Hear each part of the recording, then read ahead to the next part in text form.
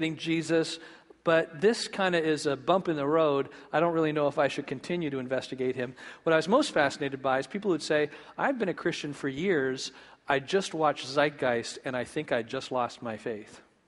That's how powerful it is for some people at the right place at the right time. People who would claim to have faith in Jesus, and in about 30 minutes, it's a much longer documentary. It's a tripartite documentary that deals with 3 different issues. But about the first 30 minutes deals with historical or non-historical Jesus theology. And a number of people walk from 0 to the end of that and say, wow, my faith is shaken. Help me, preacher man. So I get those emails too. I've been getting them for a long time and finally said, I don't want to answer any more emails. I'm going to do a sermon on it. And that's going to save me a lot of time. So I'm excited about today.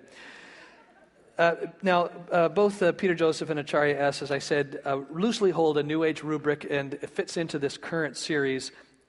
Peter says on his Zeitgeist Q&A page, this is his framework for understanding our identity and spirituality. He says, we are God, period. There is no evil, no good. These are false notions based on biased ideals from a very primitive time in our evolution. We are not simply guilty or have perpetual sin, as certain religions would like you to believe. We are perfect.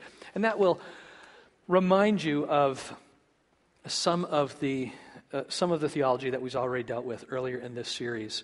And now out of that grows the understanding that all religious patterns of hero mythic figures come out of what's called astro-theology. That is a theology of the stars. And they, as you study the stars, they give us a basic imprint or pattern of belief in astrology, our theology based on astrology, saying that there is embedded in us a desire for a miraculous birth God-man whose story arc has a miraculous birth, dies a death prematurely, rises to new life and ascends to heaven. And that story arc is seen in multiple world religions, and certainly the Christian religion is just another expression, it's just another dress put over the astro-theological theme of the miraculous birth, life, death, resurrection, and ascension of the hero figure. So here's the main theme, and it can be pushed into 2 different areas of research. One, therefore Jesus never existed. There's no actually historical person. The story of him is a myth, like all other religious myths.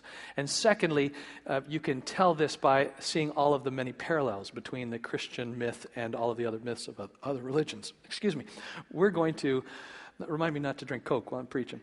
We are going to separate that then into 2 weeks. We're going to talk about the did Jesus exist question today.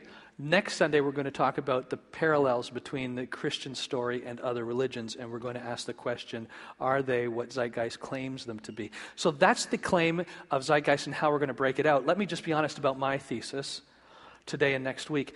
And I'm going to try and be as bold as Zeitgeist in my response. Here's my thesis. Zeitgeist lies.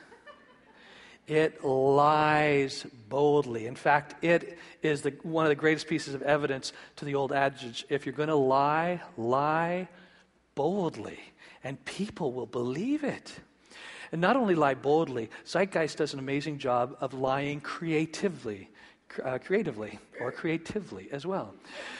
It is a wonderful creative piece, and I think Zeitgeist should be mandatory viewing in any school where the power of persuasion is taught, persuasive communication, marketing.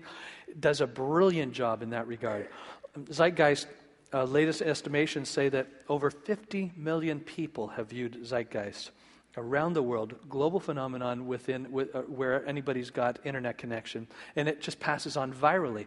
And here's the assumption that you will watch it, be shocked enough to immediately think of 10 people you want to suggest should watch it, or want to talk about it the next way at work.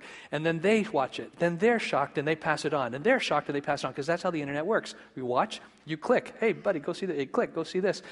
And at some point, someone's assuming that someone is slowing down enough to actually check to see if any of this is true. But nobody is. And fascinatingly, people buy it, they pass it on to others, become part of the viral transmission, and they have just completely accepted, because it lies so boldly, you're overwhelmed and say, this must be true. No one would just say it like that if it wasn't.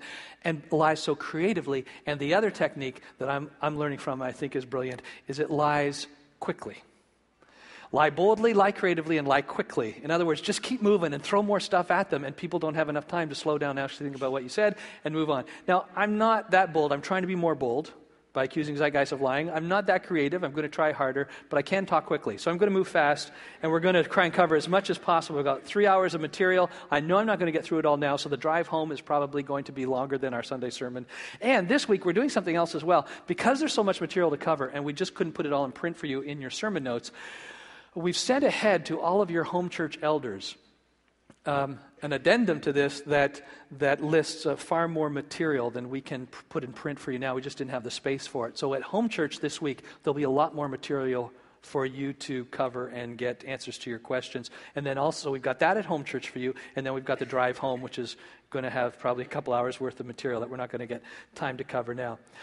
So now Peter Joseph has softened in his thesis unofficially in interviews. He hasn't changed Zeitgeist, but he's pretty clear that there's probably no Jesus, a historical Jesus figure in Zeitgeist. That's where it all leads to. In interviews, I just saw him in an interview this week, in an internet interview from Eerie Investigations. He's talking about how the Jesus story parallels the religions of the world, and so none of it's true. But he has to stop and make one admission, which is very obvious, because I think he's realized now that he's gone out on a limb and said what he said, that his position is untenable. It's impossible for his position to be true. And I'll tell you why in a moment. So he softened it to this. He says, even though there were certain characters that emerged historically, say in Christianity, there probably was somebody who fulfilled some role that this Christ character assumed. By the time the Bible came to fruition, the Christ character was transformed into a totally mythological figure. So he is saying that there was a historical person at the genesis of it all, but that he was transformed. Now he shifted the conversation slightly to, did Jesus exist, to somebody existed, but who did he become in his evolution? And it's a slight shift, and we're going to push it a little bit further. Daniel Patrick Moynihan says this. He says, everyone is entitled to his own opinion. Everyone is entitled to his own opinion, but not his own facts. It's a great quote. Unless you're going to be honest about the facts, you can't really have a discussion. We'll all maybe interpret the facts differently. We bring our own biases to the table, but we at least have to admit about some certain facts that should be agreed upon. And Zeitgeist does not do this. And by the way, I accuse Zeitgeist of lying as opposed to Joseph or Acharya S. of lying, because I want to believe the best in them, and lying, kind of attacks character. So let's assume that, because he borrows from Acharya S., so let's assume he just didn't do his homework. I mean, either way, it's going to be challenging to some aspect of who he is. He's either a liar or he just didn't do his homework. He's a sloppy historian. But we'll settle for that instead and assume he just blindly copied from Acharya S. But then that shifts the blame to her. She's either outright lying, or we'll assume she copied blindly from somebody else. And somewhere down the line, somebody lied. But we can go back to one of those authors who are already dead and accuse them of lying and say everybody alive is not mean enough to lie. But in the end, Zeitgeist presents deception. Let's begin to take a look at that. Clip number 1. We are just going to walk through the clip you've already seen. We'll get as far as we can, and I'm going to respond and just point out some things that you can go and double check and confirm at any library or also on the internet. If you go to the internet, check multiple sources, don't just trust just one, and you can confirm for yourself. All right, so let's walk through.